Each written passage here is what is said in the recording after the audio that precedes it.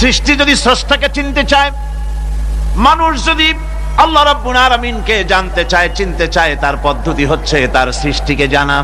তার সৃষ্টির মাধ্যমেই তাকে চেনা যাবে। আল্লাহ পাক বলেন, আল্লাযীনা ইয়াযকুরুনাল্লাহা কিয়ামান ওয়া কুউদান ওয়া আলা জুনুবিহিম ওয়া ইয়াতাফাক্কারুনা ফী খালকিস সামাওয়াতি ওয়াল আরদ রব্বানা মা খালাকতা হাযা বাতিলা সুবহানাকা ফাকিনা আযাবান নার। আল্লাযীনা ইয়াযকুরুনাল্লাহা কিয়ামান ওয়া কুউদান ওয়া আলা জুনুবিহিম, যারা দাঁড়িয়ে, বসে, শুয়ে, এক কথায় সর্বাবস্থায় যারা আল্লাহ পাককে স্মরণ করে, তারা আকাশ এবং জমিন সৃষ্টির ব্যাপারে চিন্তা ভাবনা করে, রাত এবং দিনের পরিবর্তনের চিন্তা করে, তার সৃষ্টি নৈপুণ্যতা নিয়ে যারা গবেষণা করে, তারাই হচ্ছে আল্লাহ পাকের খাঁটি বান্দা, একজন সত্যানুসন্ধানী। চোখের সামনে যখন নিখিল বিশ্বের অনুপরমাণু থেকে শুরু করে সূর্য, চন্দ্র, গ্রহ, নক্ষত্র, বিশাল আকাশ পর্যন্ত, গাছপালা, তরুলতা, সমুদ্র, মহাসমুদ্র, পশু পক্ষী ইত্যাদি যখন তার নজরে পড়ে, তখন একজন সত্যের অনুসারী ব্যক্তি, একজন সত্যের অনুসন্ধানী ব্যক্তি, তার মুখ থেকে বেসাক্তা স্বতঃস্ফূর্ত ভাবে নিজের অজান্তে মুখ থেকে যে শব্দটা বেরোয়, সে শব্দটা হচ্ছে আলহামদুলিল্লাহি রাব্বিল আলামিন। সমস্ত প্রশংসা হচ্ছে ওই আল্লাহ পাকের, যিনি এগুলিকে সৃষ্টি করেছেন। আর তিনি কোনো কিছু কি বেকার সৃষ্টি করেন নাই, খামোখা সৃষ্টি করেন নাই। প্রত্যেকটির পেছনে রয়েছে বিরাট বিরাট উদ্দেশ্য। এখানে মানুষের সবচাইতে বড় ভ্রান্তি, মানুষের সবচাইতে বড় ভুল, সেটা হলো এই, দুর্ভাগ্যজনক ভাবে সকল সৌন্দর্যের মহাশিল্পী আল্লাহ পাককে মানুষ ভুলে যায়। তারা প্রশংসা করে নদীর, প্রশংসা করে নারীর, নারীর অঙ্গ প্রত্যঙ্গ নিয়ে তারা কবিতা লেখে, নারীর সৌন্দর্য নিয়ে কবিতা লেখে, সাহিত্য রচনা করে, সূর্য নিয়ে, চন্দ্র নিয়ে, চাঁদের মায়াবী জ্যোৎস্না নিয়ে, এর সুন্দর সুষমা নিয়ে কবিতা লেখে, প্রজাপতির রং দিয়ে গান তৈরি করে, ফুলের সৌন্দর্য এবং তার সৌরভ দেখে মানুষ পাগল হয়ে যায়। এগুলির পিছনে গান, সাহিত্য ইত্যাদি কবিতা রচনা করে, কিন্তু এই সৌন্দর্য যিনি সৃষ্টি করেছেন সে আল্লাহ পাককে বেমালুম ভুলে যায়। সেই জন্য স্রষ্টার প্রশংসা করতে হবে। আল্লাহ পাক শেখাচ্ছেন, শুরুতেই শেখাচ্ছে, আলহামদুলিল্লাহি রাব্বিল আলামিন। পড়েন সবাই, আলহামদুলিল্লাহি রাব্বিল আলামিন। এখানে আল্লাহ, প্রশংসা কার বলুন, কার? আল্লাহ নয়, আল্লাহ, আল্লাহ পাকের প্রশংসা। আল্লাহ হচ্ছে ইসমে জাত। আল্লাহ কি? ইসমে জাত। কোন ধরনের অনুবাদ দিয়ে আল্লাহ শব্দের ব্যাখ্যা বুঝানো যাবে না। আল্লাহ এটাকে যদি সৃষ্টিকর্তা লেখা হয়, তাহলে আল্লাহ শব্দের হক আদায় হবে? সৃষ্টিকর্তা বলতে তো বুঝাই যায়, তা তো আছে খালেক, সৃষ্টিকর্তা না, সে নাম কি? খালেক। আল্লাহ এটাকে কোনো অনুবাদ দিয়ে সৃষ্টিকর্তা বলে বোঝানো যাবে না। আল্লাহ হচ্ছেন এমন, পৃথিবীতে যত ধর্মের লোকেরা তাদের স্রষ্টাকে ডাকে, কেউ বলে ভগবান, কেউ বলে ঈশ্বর, কেউ বলে পরমেশ্বর, কেউ বলে বিধাতা, কেউ বলে গড, কেউ বলে জিহোবা। বলেন এরকম?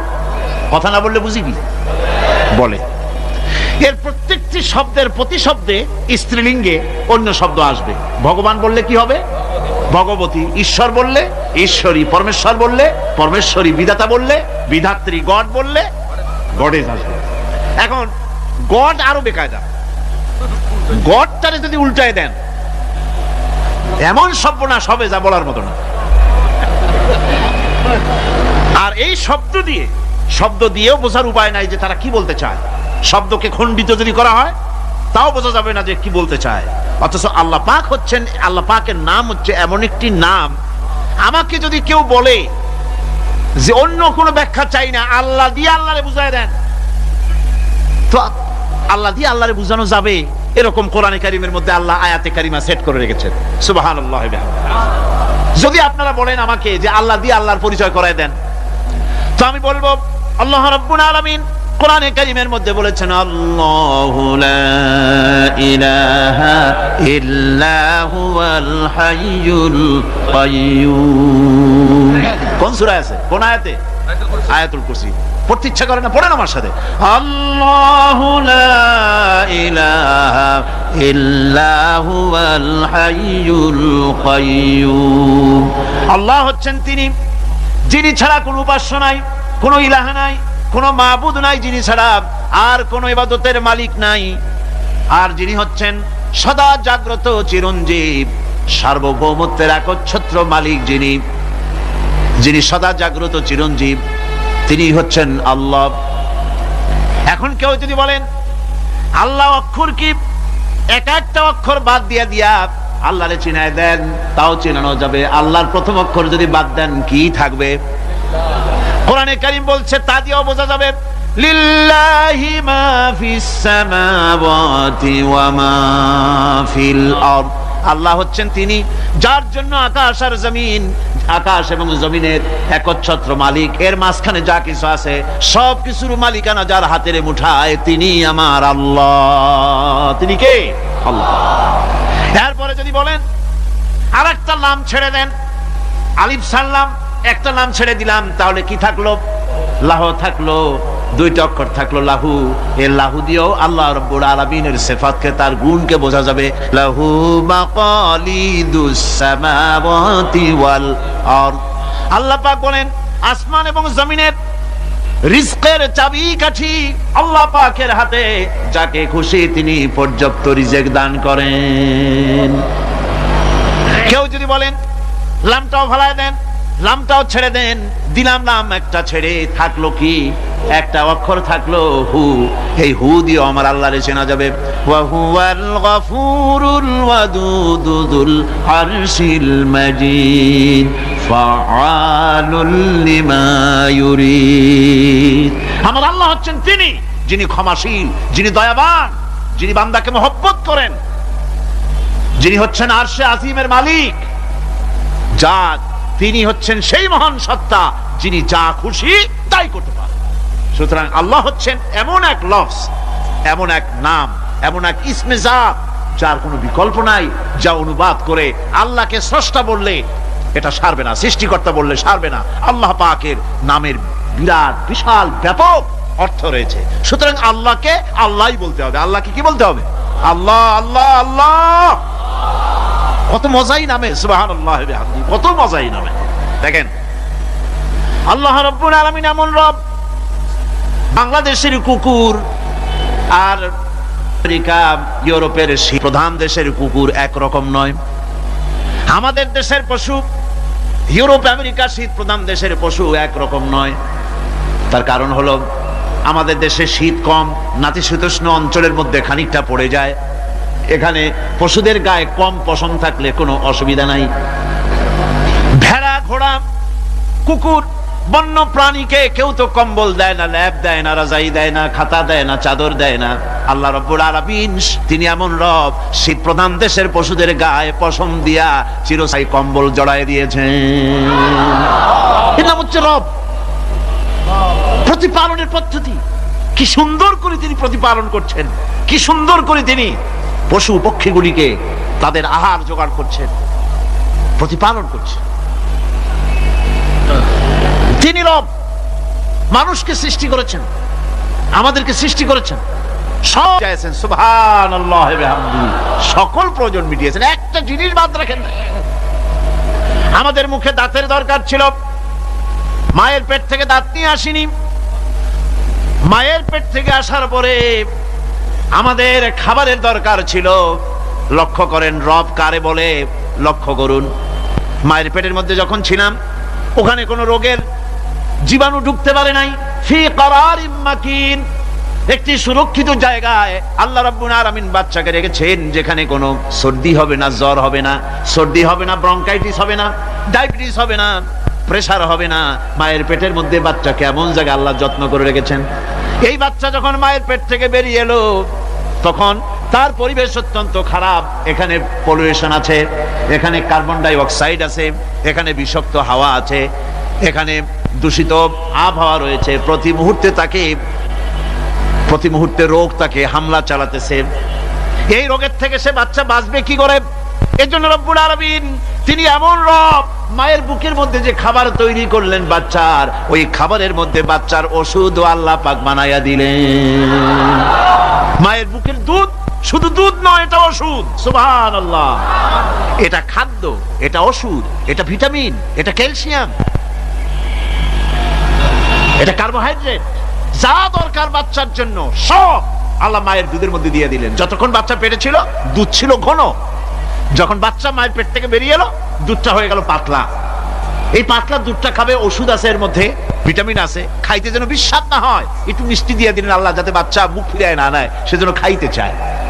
তারপরে যখন বাচ্চার হাড্ডি খেতে হবে, মাছ খেতে হবে, গোশত খেতে হবে, দুধের আর দরকার নাই, তার শরীরের ভিতরে রেজিস্ট্যান্স, রোগ প্রতিরোধক শক্তি তৈরি হয়েছে, এখন আরো ভালো খাবার দরকার। আল্লাহ রাব্বুল আলামিন মায়ের দুধকে শুকায় দিলেন, চুষলো আর পাওয়া যাবে না, দুধ শুকায় গেছে, এখন বাইরের খাবার খেতে হবে। আসছিল তখন বুকে দাঁত ছিল না, বাইরে যখন এলো দাঁতের যখন দরকার হলো, কোন আল্লাহর বান্দা কি আল্লাহর কাছে দরখাস্ত করেছেন যে আল্লাহ আমার কয়েকখান দাঁত দাও, দাঁত ছাড়া আমি চাবাই কেমন? এই সবগুলি দাঁত কে সেট করে দিলেন? রব্বুল আলামিন দাঁতগুলিকে সেট করে দিলেন, মুখের মধ্যে দাঁত এসে গেল। আল্লাহ রাব্বুল আলামিন শরীরটাকে সাজিয়ে গুছিয়ে, হিউম্যান বায়োলজি যাকে বলা হয়, এই শরীরকে যে সুন্দর করে আল্লাহ পাক তৈরি করলেন বলে শেষ করা যাবে না, কত সুন্দর করে আল্লাহ পাক বানিয়েছেন। আপনার মাথার ভিতরে সেল তৈরি করা হলো, ব্রেন তৈরি করা হলো। এই ব্রেনটা শুকনা জায়গায় রাখা হয় নাই, শুকনা জায়গার মধ্যে ব্রেনটা যদি থাকতো, নড়াচড়া করে আপনার ব্রেনের যে টেকনোলজি আল্লাহ পাক ইউজ করেছেন সেটা অসুবিধাগ্রস্ত হতো। এই জন্য ক্রিম যেভাবে পানির মধ্যে ভাসা থাকে, পানির মধ্যে ভাসমান ক্রিম মাখন যেভাবে রাখা হয়, সামান্য পানির মতো করে এর ভিতরে ব্রেনটাকে রাখা হয়েছে। এই ব্রেনের ভিতরে, ব্রেন হচ্ছে পৃথিবীতে কম্পিউটার, আজকের পৃথিবীর শ্রেষ্ঠ আবিষ্কার। কিন্তু মানুষের মাথায় যে কম্পিউটার আল্লাহ পাক দান করেছেন, এই কম্পিউটারের সামনে দুনিয়ার কম্পিউটার এতিম। এবার লন্ডন গিয়েছিলাম, প্রত্যেক বছর 1.5 মাস 2 মাস সময় পাই, কিন্তু আপনারা দোয়া করেছেন এখন পার্লামেন্টে সময় দিতে হয় বেশি, বিদেশের সফর কমে গিয়েছে। 10 দিনের জন্য গিয়েছিলাম, ওরা আমাকে একটা ডায়েরি দিল, সেই ডায়েরিটার ভিতরে ডিজিটাল ডায়েরি, এই ডায়েরির মধ্যে তারা বলল যে এরকম, এই যে কাগজটা আপনারা দেখতে পাচ্ছেন, এই রকমের কাগজের 10 লক্ষ পাতা লিখতে যত কাগজ লাগে, এরকমের 10 লক্ষ পাতার লেখা ছোট্ট এই ডায়েরিটার মধ্যে ঢুকাই দেওয়া যায়, 10,000 টেলিফোন নাম্বারের মেমোরিতে তুলে দেওয়া যায়। এটা হচ্ছে লেটেস্ট আবিষ্কার। কিন্তু আল্লাহ পাক মানুষের যে ব্রেনটা তৈরি করলেন, পৃথিবীতে যা আছে এ সব কিছু একটা মানুষের ব্রেনের মধ্যে, সমস্ত তথ্য, সমস্ত ফ্যাক্টস মানুষের মেমোরির ভিতরে ঢুকাবার পরেও আরো লক্ষ লক্ষ জায়গা বাকি থেকে যাবে, শূন্য থেকে যাবে, যা পূরণ হওয়ার নয়। এত বিশাল মেমোরি আল্লাহ পাক তার মানুষের মাথার মধ্যে তৈরি করে দিয়েছেন।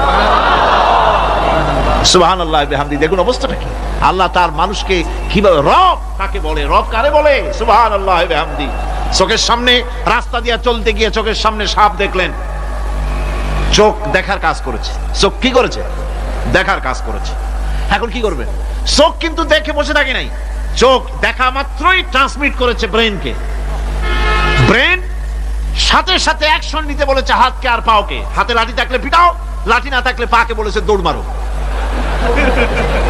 এই যে সাপ দেখলো, চোখ এটাকে পাঠাই দিল ব্রেনকে, ব্রেন পাঠাই দিল অ্যাকশনে হাতে আর পায়ে। এতে কিন্তু 1 সেকেন্ড সময় লাগে নাই, 1 সেকেন্ডের কয়েক লক্ষ ভাগের 1 ভাগের ভিতরেই মানুষ অ্যাকশনে এসে গিয়েছে। সুবহানাল্লাহ।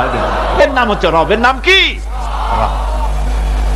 তার অফুরন্ত সৃষ্টি।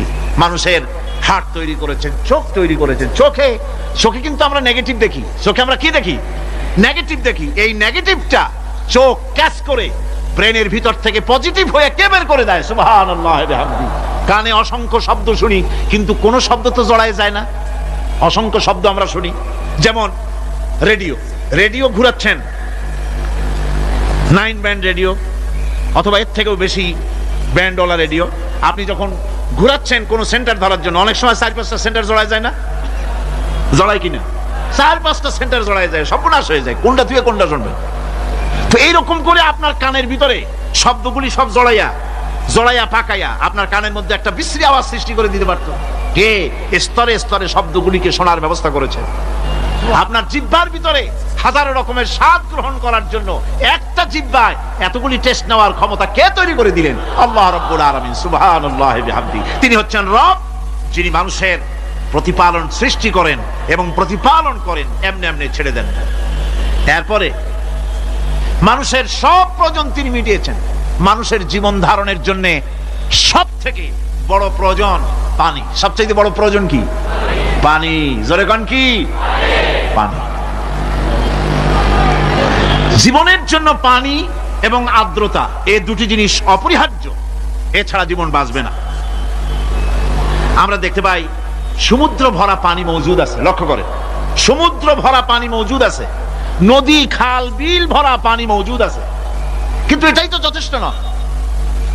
রব হচ্ছেন তিনি যিনি এই বিশাল বিশাল পানির মজুদ থেকে বাতাসকে যিনি বলেন, যিনি প্রতিনিয়ত বাষ্পীয় আকারে পানিগুলিকে সমুদ্র থেকে উত্থিত করেন, পানিগুলিকে উত্থিত করেন মহাকাশে। আল্লাহ পাক বলেন, আল্লাহুল্লাযী আরসালার রিয়াহা ফাতুসিরু সাহাবা। বাষ্প হয়ে পানিগুলি আকাশে উত্থিত হয় এবং মহাকাশে যাওয়ার পর এই পানিগুলি, লবণাক্ত পানিগুলি আল্লাহর মেশিনে সেগুলি মিষ্টি হয়ে যায়। জোরে কোন সুবহানাল্লাহ। পানিগুলি মিষ্টি হয়ে গেল, ওই মিষ্টি পানি আল্লাহ রাব্বুল আলামিন নাজিল করে দিলেন। এবার বৃষ্টি কণা কণা হয়ে পড়লো, ফোঁটা ফোঁটা বৃষ্টি। আল্লাহ খুঁজে দেখলেন বৃষ্টির ফোঁটাগুলি পৃথিবীর প্রতিটি কণা তালাশ করে তৃষ্ণার্ত কণাগুলিকে আল্লাহ পাক ভিজায় দিলেন। সেই জন্য তার নাম হলো রব। তিনি হচ্ছেন রব, প্রয়োজন মিটান। পানি সবচেয়ে প্রয়োজন বেশি, সেই পানি আল্লাহ পাক এভাবে সরবরাহ করলেন। জমিনের চারিদিকে নদী নালা রেখেছেন, জমিনকে আর্দ্র করেছেন, জমিনের ভিতরের পানি মিষ্টি করেছেন। টিউবওয়েল মারলে পরে, পাম্প করলে পরে ভিতর থেকে মিঠা পানি আল্লাহ পাক বের করে দেন। সুবহানাল্লাহ। এই মিষ্টি পানির ব্যবস্থা করেছেন। এরপরে তিনি ওই আল্লাহ পাক মিষ্টি পানির ব্যবস্থা করে বৃষ্টির মাধ্যমে পৃথিবীতে ফসল উৎপাদনের ব্যবস্থা করে দিলেন। সেজন্য আল্লাহ পাক কোরআনে কারীমের মধ্যে বলেছেন, ওয়াজআলনা মিনাল মাই কুল্লা শাইইন হাই। পানি দ্বারাই আমি সব বস্তুকে সজীব রাখি। বৈশিষ্ট্যের দিক থেকে পানির রয়েছে অনেক গুণ, আশ্চর্য গুণ। পৃথিবীর 75% হচ্ছে পানি। আকাশ থেকে অর্থাৎ চাঁদ থেকে যখন চাঁদে ভ্রমণকারীরা যখন ছবি তুলেছে, তো সেই ছবিতে ব্লু রং এসেছে বেশি, সবুজ এসেছে কম। সবুজ হলো গাছপালা, আর ব্লু হচ্ছে পানি। সমুদ্রের পানির রং হচ্ছে নীল। মানুষের শরীরের ভিতরে 60% পানি, গাছের মধ্যে রয়েছে পানি। পানি ছাড়া পৃথিবীর বাঁচার কোনো পথ নাই। আবার দেখেন, প্রচন্ড শীতের কারণে, ঠান্ডার কারণে যে সব এলাকায় তাপমাত্রা হিমাঙ্কের নিচে এসে যায়, সেই সব দেশে সমুদ্রের পানি আর দরিয়ার পানিগুলি বরফ হয়ে যায়। এই বরফ যখন হতে থাকে, তখন পানি তার নিজের তাপকে নিচের দিকে ছুটতে থাকে। উপরের তাপ বরফ হয়ে যায় ঠান্ডা, আর নিচে তাপ বিচ্ছুরিত করে দিয়ে পানির ভিতরে যত জলজ প্রাণী আছে আর উদ্ভিদ আছে, সবগুলিকে বাঁচায় রাখার ব্যবস্থা আল্লাহ রাব্বুল আলামিন এভাবে করে থাকে।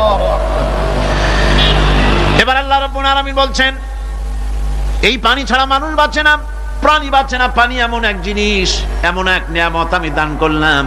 আল্লাহ পাক বলেন, কুল আরাআইতুম ইন আসবাহা মাউকুম গাওরান ফামান ইয়াতিকুম বিমাইন মাইন। বলো দেখি, সবে শুকাইয়া যদি যায় এই জমিনের পানি, তাহলে হেথায় তটনির ধারা কে দিবে সবারে আনি। এই পৃথিবীর নদী নালা খালবিল, জমিনের আভ্যন্তরীণ দিকে পানিগুলি যদি আমি আল্লাহ রাব্বুল আলামিন শুকায় দেই, তাহলে আমি আল্লাহ ছাড়া এমন কে আছে যে নতুন করে আবার পানির আমদানি করে দিতে পারে? আছে কেউ? আজ পানির শূন্যতা আমাদের দেশে দেখা যাচ্ছে। পানি আস্তে আস্তে কমে যাচ্ছে, আস্তে আস্তে পানি শেষ হয়ে যাচ্ছে। কি কারণে শেষ হচ্ছে এবং কি হলে পানি পাওয়া যাবে পরে বলা যাবে ইনশাআল্লাহ। তো জীবন ধারণের জন্য যেমন পানির প্রয়োজন, জীবন ধারণের জন্য তেমন বাতাসেরও প্রয়োজন। পানি ছাড়া তো কিছু সময় চলতে পারে, পানি এবং খাদ্য ছাড়া কিছু সময় চলতে পারে, কিন্তু বাতাস ছাড়া তো এক মুহূর্ত চলে না, ঠিক কিনা? বুঝেন কিনা কথা? বাতাস ছাড়া এক মুহূর্ত চলতে পারে না। অথচ আল্লাহ রাব্বুল আলামিন এই বাতাস দিয়ে গোটা আকাশকে, শূন্য জায়গাগুলি বাতাস দিয়ে ভরে রেখেছেন, যাতে করে কারো বাতাসের কোনো অসুবিধা না হয়, শ্বাস করতে কোনো কষ্ট না হয়। প্রাণী জগৎকে বাতাস দিয়ে বাঁচিয়ে রাখার জন্য আল্লাহ পাক মহাশূন্যকে এভাবে সব এলাকা বাতাস দিয়ে ভরে রেখেছেন। এই জন্য তার নাম হচ্ছে রব। এটাই হচ্ছে রুবুবিয়তের নমুনা। আমার ভাইয়েরা, আল্লাহ রাব্বুল আলামিন পানি দিলেন, বাতাস দিলেন, খাদ্যের ব্যবস্থা করে দিলেন। শস্য শ্যামল এলাকায় আল্লাহ পাক সব জায়গাগুলিতে শস্য শ্যামল হোক অথবা উষর ধূসর মরুভূমি হোক, সারা পৃথিবী জুড়ে আল্লাহ রাব্বুল আলামিন খাবারের দস্তরখান বিছায় রেখেছেন। ওয়ামা মিন দাব্বাতিন ফিল আরদি ইল্লা আলাল্লাহি রিজকুহা। এই পৃথিবীর বুকে এমন কোন বিচরণশীল জীব নাই যেই জীবের রিজকের দায়িত্ব আমি আল্লাহ আমার নিজ হাতে গ্রহণ করি নাই। জোরে বলেন সুবহানাল্লাহ। সব রিজেক আমি ছড়াই রেখেছি বিশ্ব জুড়ে সর্বত্র। আল্লাহ পাক বলছেন, فَلْيَنْظُرِ الْإِنسَانُ إِلَى طَعَامِهِ أَنَّا صَبَبْنَا الْمَاءَ صَبًّا ثُمَّ شَقَقْنَا الْأَرْضَ شَقًّا فَأَنبَتْنَا فِيهَا حَبًّا। আল্লাহ পাক বলছেন, মানুষের উচিত নিজ খাদ্যাদির দিকে লক্ষ্য করা, নিজে খাদ্যের দিকে লক্ষ্য করা। যেহেতু এই খাদ্য প্রতিদিন তার সামনে আসে, এদিকে তার লক্ষ্য করা উচিত। আমি কিভাবে, আমি প্রথমে জমিনের উপরে পানি বর্ষণ করি, পরে জমিনকে দীর্ণ বিদীর্ণ করি, এরপরে জমিনের ভিতরে উর্বরা শক্তি আমি দান করি। কে বলতেছেন কথা? আল্লাহ পাক বলছেন। এরপরে আমি নানান জাতের ফসল ফলন তোমাদের জন্য আমি দান করে দেই। খাদ্যের দিকে নজর করতে এই জন্য আল্লাহ পাক বলেছেন, মানুষ চতুর্দিক থেকে তো চোখ ফিরাতে পারে, মুখ ফিরাতে পারে, কিন্তু খাদ্যের দিকে তার নজর করতেই হয়। সকালে, দুপুরে, বিকালে, রাত্রে সব সময় তার সামনে খাবার আছে। আল্লাহ পাক বলেন, খাবারের দিকে একটু নজর করো, কেমন ভাবে কি সুন্দর করে খাবারগুলি তৈরি করে দিয়েছি, শুরু কিভাবে হলো, পরিপক্ক কিভাবে হলো, সেদিকে তোমরা লক্ষ্য করো। সে লক্ষ্য তো করা নাই, সমানে খায়, বিসমিল্লাহ বলে না, আলহামদুলিল্লাহ বলে না, পাইকারি দরে খাইতেই থাকে। আল্লাহ পাক বলছেন, খাদ্যাদির দিকে লক্ষ্য করো। এই যে চাউল তোমরা খাচ্ছ, আটা খাচ্ছ, গম খাচ্ছ, মাছ খাচ্ছ, গোশ খাচ্ছ, তামাম পৃথিবীর সমস্ত বিজ্ঞানীরা একত্রিত হয়ে একটা চাউল বানাইতে পারবে? জোরে কোন পারবে? না পারবে। পারবে প্লাস্টিকের চাউল, আর কলেরা হয়ে মরবে। পৃথিবীর সমস্ত বিজ্ঞানীরা একত্রিত চাউল বানাতে পারবে না, একটা ডিম বানাতে পারবে না। পারবে একটা বানাতে? পারবে না। বিজ্ঞানীদের প্রশংসা আমরা করি, হ্যাঁ করি, বিজ্ঞানীরা অনেক কিছু বিশ্বকে উপহার দিয়েছে, কিন্তু মূল রবের কাছে আমরা যাই না, তাকে চিনতেও পারি না, সেখানে যাই না। বিজ্ঞানীরা কি করেছে? আল্লাহর বানানো জিনিসগুলি তারা ডিজাইন করেছে। ডিজাইন করতে তো নিষেধ নাই, আর ডিজাইন করাই যায়, সৃষ্টি করতে পারে না। বিজ্ঞানীরা সৃষ্টি করে নাই, ডিজাইন করেছে। কিরকম? আল্লাহ পাক চাউল তৈরি করেছেন। চাউল করেছে কে? বলেন না সবাই। এখন আপনারা সেই চাউল দিয়ে পিঠা বানান, পায়েস বানান, সেই চাউল দিয়ে বা পিঠা, আরো কি যেন খাই চট্টগ্রামে রস দিয়া, ওটাকে কি কয়? দই পিঠা নাকি ধোঁয়া পিঠা। তো এইভাবে করে আপনি ডিজাইন তৈরি করছেন। আটা দিচ্ছে, আল্লাহ পাক আটা তৈরি করেছেন, গম দিয়েছেন, এই আটা দিয়ে গোলগোল্লা তৈরি হচ্ছে, এর দ্বারা রুটি তৈরি হচ্ছে, এর দ্বারা অসংখ্য রকমের সিমাই টিমাই ইত্যাদি দিয়ে, লাচ্ছা সিমাই, নানান রকমের সিমাই আপনি ডিজাইন করেন, অসুবিধা নাই। আল্লাহর তৈরি করা কাঠ দিয়ে ফার্নিচার তৈরি হচ্ছে, টেবিল হচ্ছে, গুষ্টি শুদ্ধ হচ্ছে। আল্লাহর তৈরি করা লোহা দিয়ে মাইক হচ্ছে, স্ট্যান্ড গান হচ্ছে, ব্রেন গান হচ্ছে, তারপরে প্লেন হচ্ছে। তাহলে আমি বলতে চাইলাম, বুঝাতে চাইলাম, সমস্ত জিনিস এর স্রষ্টা কে? জোরে বলেন কে? বিজ্ঞান শুধু এগুলি এক জায়গায় করে অ্যাসেম্বল করেছে, এগুলিকে এক জায়গায় করে এক একটা রূপ দিয়েছে। এখানে বিজ্ঞানের কৃতিত্ব আছে ঠিক, কিন্তু আপনারাই বলেন, লোহা যদি আল্লাহ তৈরি না করতেন মাইক তৈরি হতো, রাইফেল তৈরি হতো? আর রাইফেল যদি নাই হতো তাহলে কারাগারের বন্দীগুলো মারতেন কি দিয়ে? রাইফেল যদি না হতো যুদ্ধ করতেন কি দিয়ে? ঠিক কিনা? যত মারামারি ইত্যাদি যা কিছু হচ্ছে, তো শুধু মারামারির জন্যই তো আল্লাহ লোহা বানান নাই। লোহার সবচাইতে বড় প্রয়োজন হচ্ছে জমিন কর্ষণ করা, জমিন চাষ করা। এই জমিন চাষের জন্য লাঙ্গল দরকার, শাবল দরকার, খন্তা দরকার, কোদাল দরকার। এই লোহার দাম কেউ আল্লাহ পাক এত লোহা বেশি দিয়েছেন, যার জন্য লোহার দাম কম। সোনা কম দিয়েছেন যেহেতু সোনার প্রয়োজনীয়তা কম, লোহার প্রয়োজনীয়তা বেশি, এই জন্য লোহা বেশি দিয়েছেন, দামটা কমে গেছে, যার জন্য আপনার আমার জন্য কিনে ব্যবহারটা সহজ হয়েছে। কথা ঠিক কিনা? বন্ধুগণ, আল্লাহ রাব্বুল আলামিন এইভাবে করে মানুষের রুবুবিয়াতটা, আল্লাহ পাকের রুবুবিয়াত হচ্ছে তিনি মানুষকে সুন্দর করে সৃষ্টি করে যা কিছু প্রয়োজন সবকিছু খাওয়াচ্ছেন, দিচ্ছেন। সে আল্লাহ পাক প্রশ্ন করছেন, কুল মান ইয়ারযুকুকুম মিনাস সামাই ওয়াল আরদ আম্মান ইয়ামলিকুস সামআ ওয়াল আবসারা ওয়া মান ইয়াখরুজুল হাইয়্যা মিনাল মাইয়িতি ওয়া ইউখরিজুল মাইয়িতা মিনাল হাইয়্য। আকাশের প্রশস্ত বুক থেকে এবং জমিনের এই প্রশস্ত বুক থেকে কে রিজেক, তোমাদের খাদ্য কে উৎপাদন করে, কে নির্জীব থেকে সজীবকে বের করেন, আর কে সজীবকে নির্জীবে পরিণত করেন, তিনি কে? তিনি হচ্ছেন আল্লাহ পাক। আল্লাহ পাক বলছেন, এই প্রশ্ন যদি তাদেরকে করা হয় তো তারা কি বলবে? আল্লাহ পাক বলেন, ওয়ামান ইউদাব্বিরুল আমরা ফাসায়াকুলুনা আল্লাহ ফাকুল আফালা তাত্তাকুন। হে নবী, এদেরকে প্রশ্ন করুন। এদেরকে যদি প্রশ্ন করা হয় এই পৃথিবীর সুন্দর পরিচালনা পদ্ধতি কে করেন, তাহলে তারা এক কথায় বলবে, নিজের থেকেই বলবে আল্লাহ। কে করছেন সবকিছু? আল্লাহ। আল্লাহ পাক বলেন, নবী তাহলে তাদেরকে বলেন, এ কথা জানার পর, এ কথা বোঝার পরেও কেন তারা ঔদাসীন্যতা দেখাচ্ছে, কেন তারা গাফিল হয়ে যাচ্ছে, কেন তারা আল্লাহ পাককে ভয় করে তার পথের অনুসারী হচ্ছে না?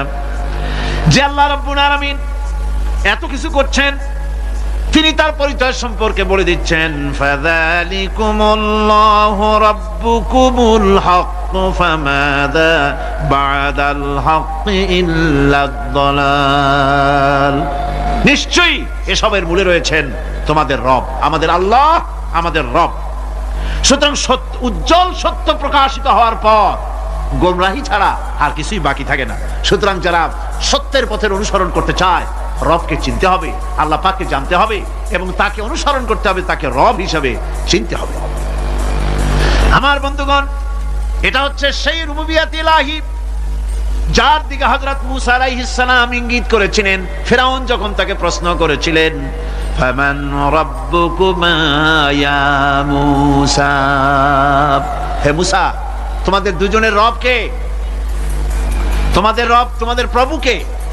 তিনি জবাব দিলেন, রব্বুনাল্লাযী আ'তা কুল্লা শাইইন খালকাহু সুম্মা হাদা। রব হচ্ছেন আমাদের তিনি, যিনি নাকি আমাদের প্রতিপালক, আমাদেরকে সৃষ্টি করেছেন এবং আমাদেরকে হেদায়েত দিয়েছেন, সঠিক পথের দিশা দিয়েছেন। এখানে হেদায়েত হচ্ছে, এখানে হেদায়েত শব্দের অর্থ হচ্ছে সৃষ্টি শুধু করেন নাই, তাকে চলা, তার খাদ্য অনুসন্ধানের, তাকে বেঁচে থাকার সবকিছুর উপকরণ, এ কমন সেন্স, এ সাধারণ জ্ঞান আল্লাহ পাক তার সাথে দিয়েছেন। তিনি হচ্ছে রব। আচ্ছা, একটা দৃষ্টান্ত দেই। এই হেদায়েতটা কি? এই হেদায়েতটা হচ্ছে, আপনাদের বাড়িতে যদি কারো বিড়াল থাকে, বিড়াল, বিড়াল বোঝেন তো না? কি বলে এখানে? বিড়াল, বিলাই নাকি বলে? বিড়াল। এই বিড়াল যদি আপনাদের কারো বাড়িতে থাকে, তো বিড়ালের প্রসবকালীন অবস্থা দেখবেন, বিড়ালের প্রসব হবে, বাচ্চা দেবে। বিড়াল তখন ঘরের মধ্যে পেরেশান হয়ে ঘুরতে থাকে, একটা নিরাপদ জায়গা খোঁজে, একটা নিরাপদ জায়গা খোঁজে। প্রসব করার 2-3 দিন আগের থেকে খুঁজতে থাকে তার জন্য নিরাপদ জায়গা কোনটা। এরপরে খুঁজতে খুঁজতে প্রসবের দিন সে সত্যিকারের ঘরের মধ্যে সবচেয়ে কোনা কানা জায়গা যেটা, সেই রকমের একটা নিরাপদ জায়গা সে বেছে নিল। এরপরে বাচ্চা হলো। বাচ্চা হওয়ার পর এই বাচ্চার উপরে কেউ যেন আক্রমণ না করে, শত্রু যেন তার জায়গাটিতে না আসে। এই জন্য বাচ্চাটার তো হাত দিয়ে মায়ের মতো কোলে নিতে পারে না, সে আস্তে করে ঘাটটা কামড়ায় ধরে যাতে করে বাচ্চা ব্যথা না পায়। ওইভাবে করে ঘাট কামড়ায় ধরে আজকে এই সিঁড়ির নিচে, কালকে ওই খাটের নিচে, পরশুদিন এই আলমারির কোনায়, এইভাবে বাচ্চাগুলি সরায় সরায় রেখে বাচ্চাকে প্রতিপালন করে। এই বিড়ালের হেদায়েত দিলটা কে? যিনি দিলেন তার নাম রব, তিনি হচ্ছেন রব্বুল আলামিন। সন্তান প্রতিপালনের ব্যবস্থা শুধু দুনিয়ার মানুষকেই দেন নাই, প্রাণী জগৎকেও দিয়েছেন। সুবহানাল্লাহ।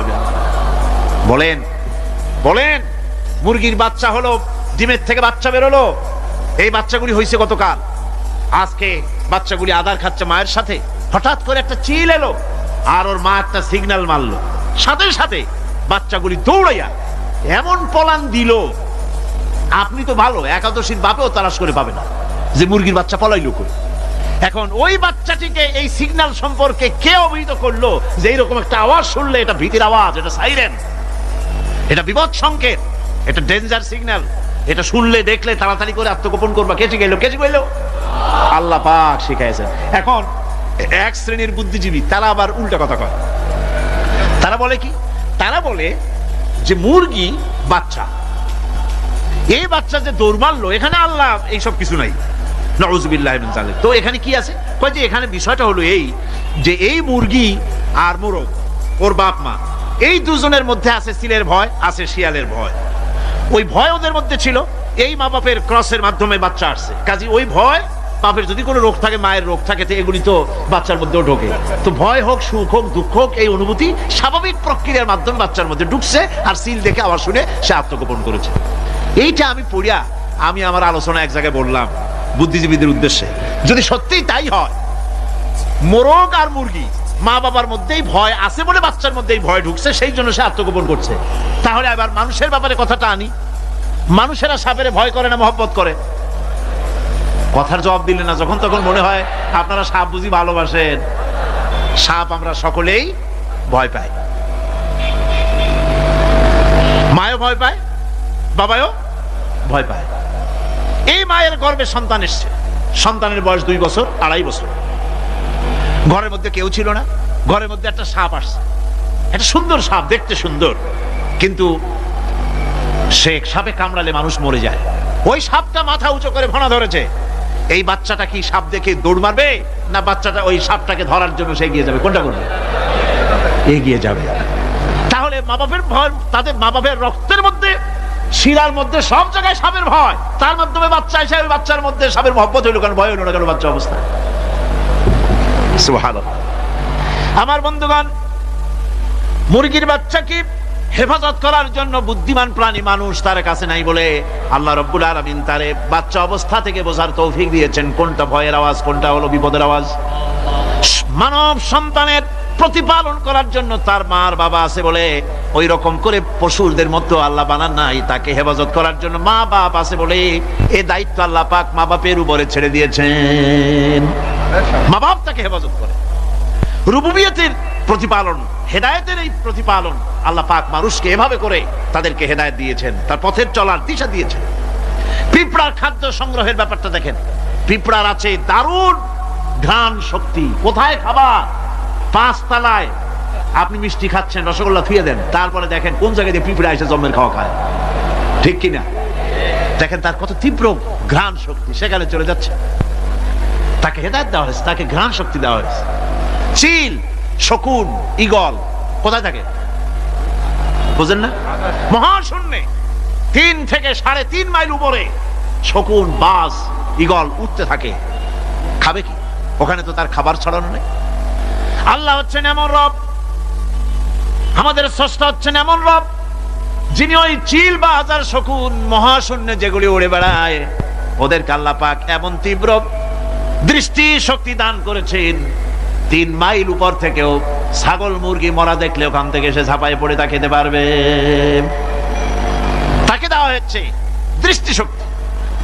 এরকম করে যার যা প্রয়োজন, সমস্ত প্রয়োজনগুলি আল্লাহ মিটাচ্ছেন। এরই নাম হচ্ছে রুবুবিয়াতে ইলাহি। এটাই হচ্ছে আল্লাহ পাক রব, এটা তার অসংখ্য প্রমাণ। সেই জন্য আল্লাহ পাক বলেন আলহামদুলিল্লাহি রাব্বিল আলামিন। পড়েন সবাই আলহামদুলিল্লাহ। আলহামদুলিল্লাহি রাব্বিল আলামিন।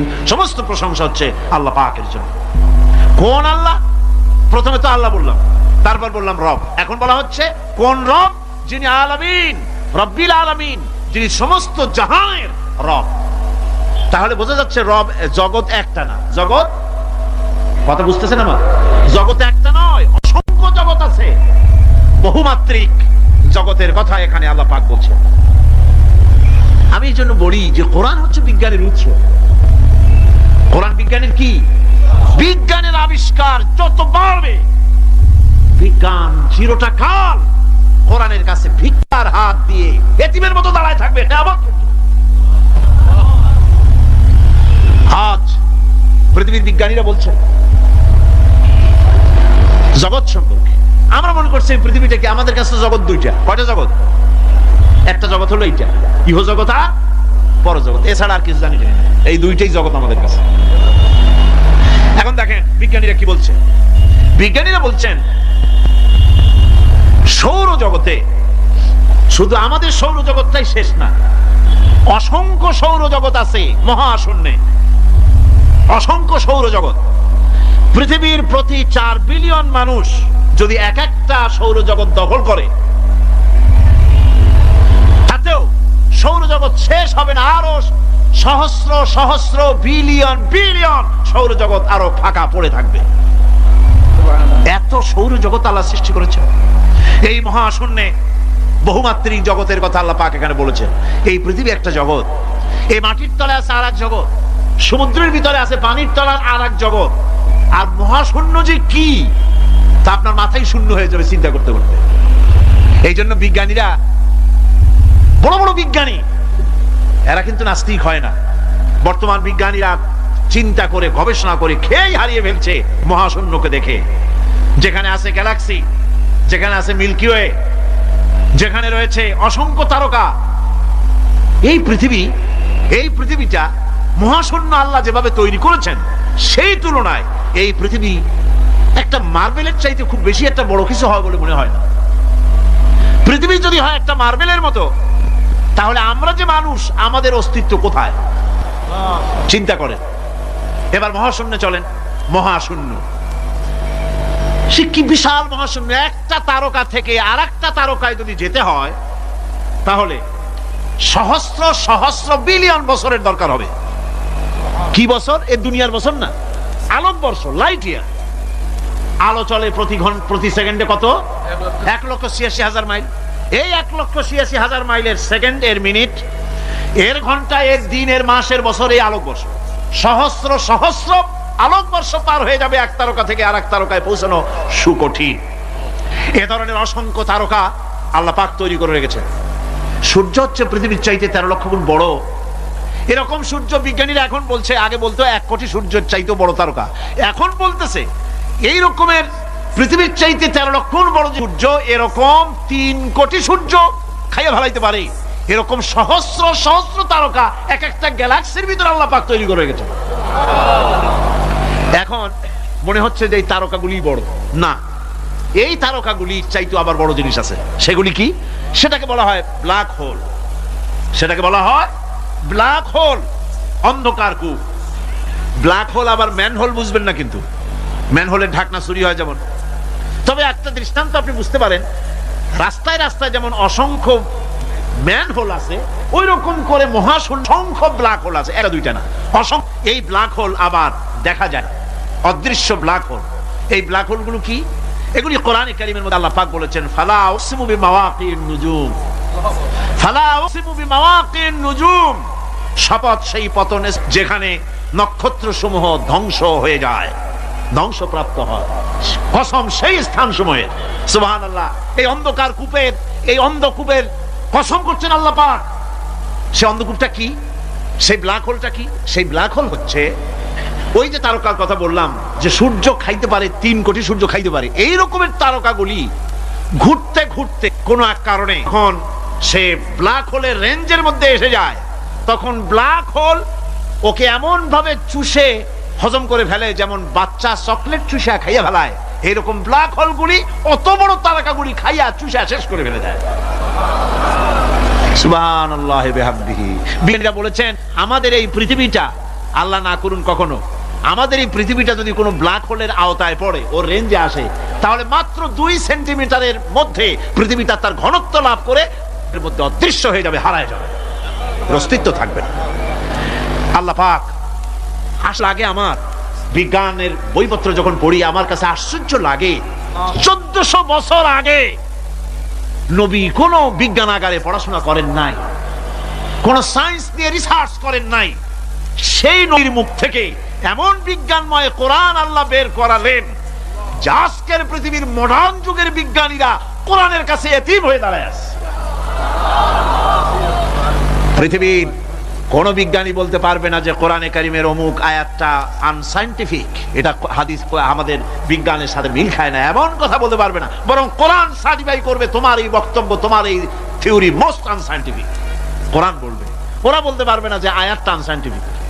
সুতরাং কোরআন হচ্ছে মহান বিজ্ঞানময়, কোরআন হচ্ছে আল্লাহ পাকের দেওয়া এক মহান বিধান, যে কোরআনের কারণে আল্লাহ পাক আমাদেরকে হেদায়েত দান করেছেন। এমন এক কিতাব, এমন এক কোরআন আল্লাহ পাক আমাদের কাছে দান করেছেন।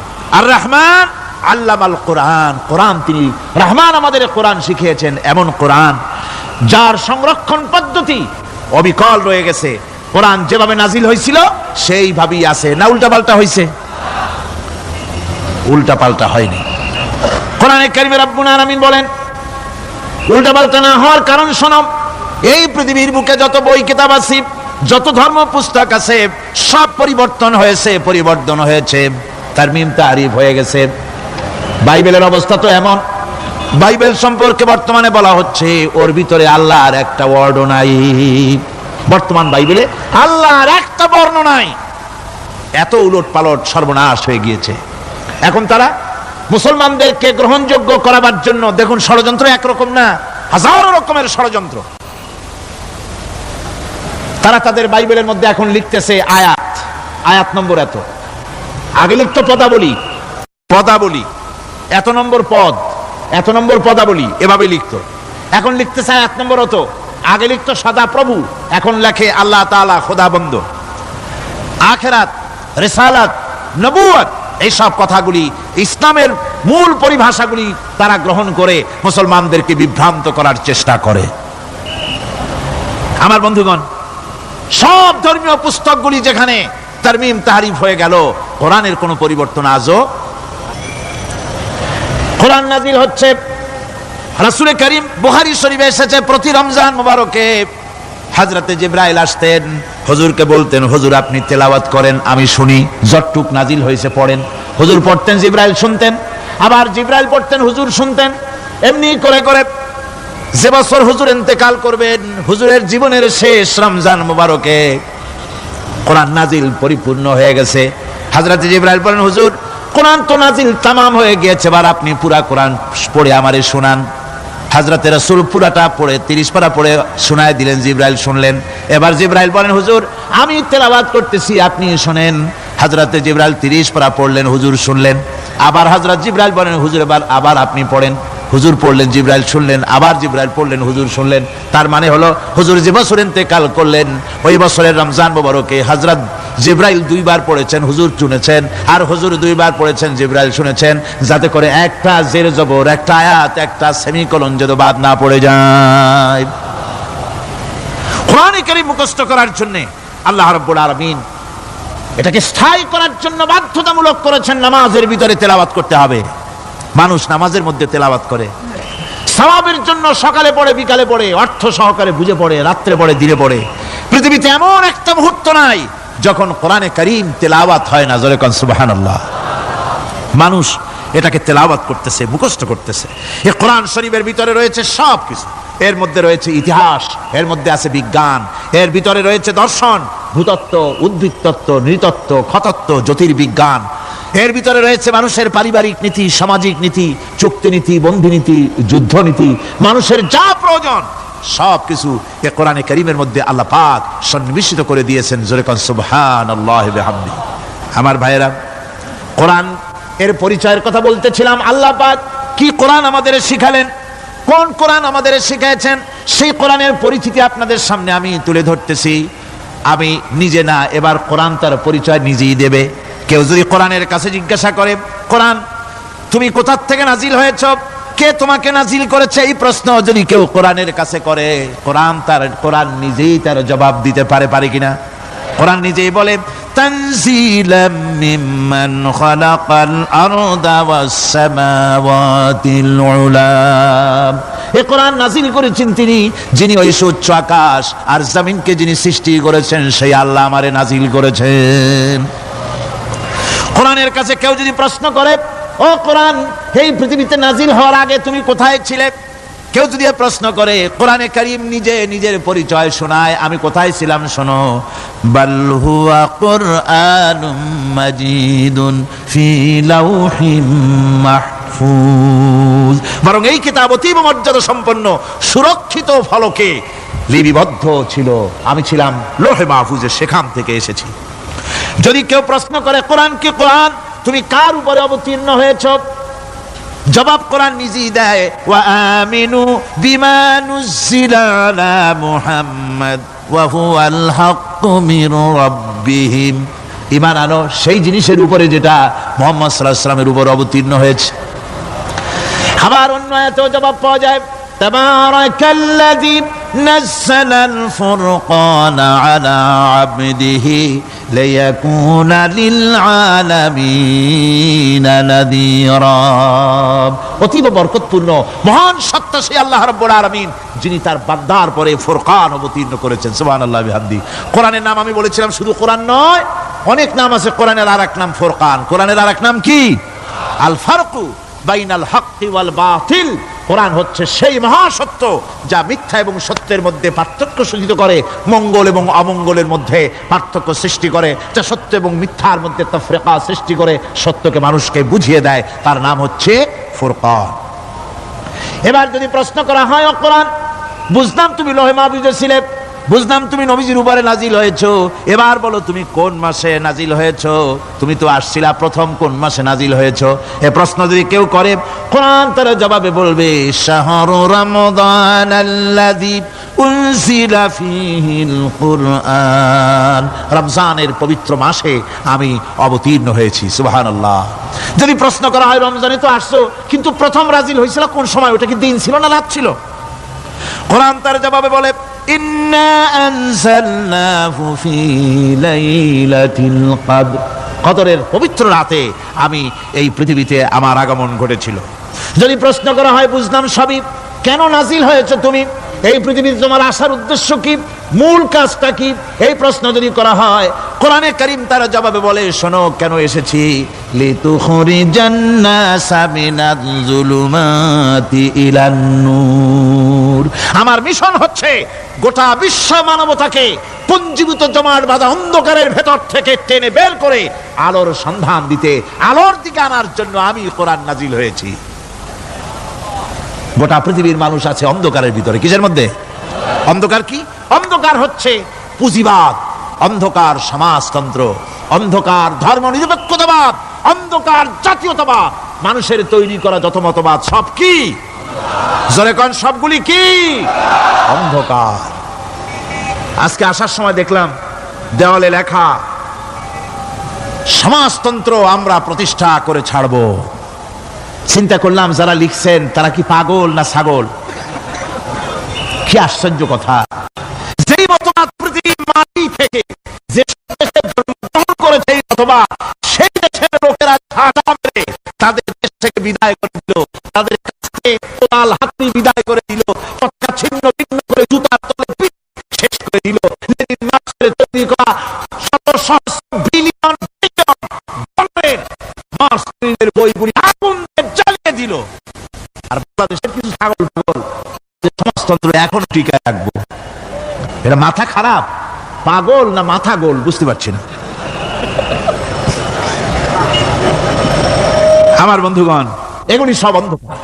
এই অন্ধকারের ভেতর থেকে মানুষগুলিকে টেনে আনবে কোরআন কিসের দিকে? আলোর দিকে।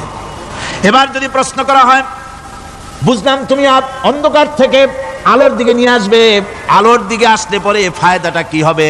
মূল ফায়দাটা বুঝায় দাও, আসল ফায়দা কি হবে তোমারে যদি মানি? কোরআন তার জবাব দেয়, নিজের পরিচয় নিজে তুলে ধরে, ফামান তাবিআ হুদায়া ফালা খাউফুন আলাইহিম ওয়ালা হুম ইয়াহজানুন। এই কোরআনকে যদি মেনে চলো, এই কোরআনের আইন যদি মানো, সমাজে মানো, ব্যক্তিতে মানো, পরিবারে মানে, রাষ্ট্রে মানো, জীবনের সব ক্ষেত্রে সমস্ত জায়গায় যদি এই কোরআনকে মেনে চলো, ফালা খাউফুন আলাইহিম, তাহলে তোমাদের কোনো ভয় থাকবে না, ওয়ালা হুম ইয়াহজানুন, কোনো চিন্তাও থাকবে না। কিসের ভয় থাকবে না? কোরআনের আইন মেনে যদি চলো সমাজে ও রাষ্ট্রে, চুরির ভয়, ডাকাতির ভয়, জিনার ভয়, হত্যার ভয়, সন্ত্রাসের ভয়, কোনো ভয় থাকবে না। ওয়ালা হুম ইয়াহজানুন, চিন্তাও থাকবে না। খাওয়া পড়া, শিক্ষা, চিকিৎসা, বাসস্থান, এগুলির কোনো চিন্তা থাকবে না। কোরআনের সমাজে সব কিছুর গ্যারান্টি দেওয়া হবে, সবগুলি পেয়ে যাবে। এখন যদি আবার প্রশ্ন করা হয়, কোরআন বুঝলাম তোমারে মানলে পরে সব ফায়দা হবে, তাহলে এবার জবাব দাও, তোমার ভিতরে কি রাজনীতি আছে নাকি? আমি তো মানুষ, আমার রাজনীতি করা লাগে। ম্যান ইজ সোশ্যাল অ্যানিম্যাল, আমরা তো জঙ্গলের পশু নই, আমরা তো মানুষ। আমাদের সমাজ আছে, আমাদের পৌর নির্বাচন আছে, আমাদের জাতীয় নির্বাচন আছে, আমাদের কলকারখানা আছে, জমিন আছে, আমাদের রাজনীতি, অর্থনীতি, সমাজনীতি আছে, পারিবারিক নীতি আছে, অনেক নিয়ম মালা আছে, নিয়ম নীতি আছে। তোমারে মানলে তোমার ভিতরে কি ওগুলো আছে নাকি, সে কথা বলো। কোরআন তার জবাবে বলে, وَنَزَّلْنَا عَلَيْكَ الْكِتَابَ تِبْيَانًا لِكُلِّ شَيْءٍ وَهُدًى وَرَحْمَةً وَبُشْرَى لِلْمُسْلِمِينَ। কোরআন জবাবে বলে, শুনে রাখো, শুধু অর্থনীতি, সমাজনীতি নয়, শুধু রাজনীতি আর শিক্ষানীতি, যুদ্ধনীতি নয়, তোমার জীবনে যা কিছু দরকার, ইহকালে যা কিছু দরকার, পরকালে, সব কথাগুলি আল্লাহ রব্বুল আলামিন আমি কোরআনের সিনার ভিতরে খুলে খুলে বর্ণনা করে দিয়েছেন। সব কথা এ কোরআনে কারীমের ভিতরে রয়েছে। তোমার এমন কোনো জিনিস নাই যা তুমি কোরআনে কারীমের মধ্যে পাবে না। তোমার সমস্ত প্রয়োজন আমার বুকের মধ্যে আল্লাহ দিয়ে দিয়েছেন। বিজ্ঞান আছে, দর্শন আছে, ইতিহাস আছে, সব আছে এর মধ্যে। তবে কোরআনের মধ্যে বিজ্ঞান আছে বলে আমি এটাকে বিজ্ঞানের কিতাব বলবো না, দর্শন আছে বলে দর্শনের কিতাব আমি বলবো না, রাজনীতি আছে বলে কোরআনকে আমি রাজনীতির কোনো কিতাব বলবো না। কোরআন তাহলে কি? কোরআন হচ্ছে অর্থনীতি, সমাজনীতি, রাজনীতি, পারিবারিক নীতি, মানুষের জীবনের যা কিছু প্রয়োজন, সমস্ত নীতিমালার, নীতি গ্রন্থের নাম হতেছে কোরআনে কারীম। সমস্ত নীতিমালার নীতি গ্রন্থ কোরআন। এখানে রয়েছে সব কিছুর উৎস, যেটা গ্রহণ করলে পরে মানুষ আরামে থাকতে পারবে। অমুসলিম নাগরিক বৃন্দ তাদের নাগরিক মর্যাদা পাবে। মুসলমান, কৃষক, নারী, চিকিৎসা, কৃষিবিদ, সাধারণ মানুষ, রং, বর্ণ, ভাষা নির্বিশেষে গোটা মানব সভ্যতা আরামে বাস করতে পারবে। পশু পাখিও আরামে থাকবে, গাছপালাও আরামে থাকবে, যেহেতু নির্দেশ হয়েছে বিনা প্রয়োজনে গাছের পাতাটিও ছিঁড়ো না। ইসলামের সমাজ যদি চালু হয়, গাছেরাও আরাম পাবে, পাহাড়ও আরাম পাবে।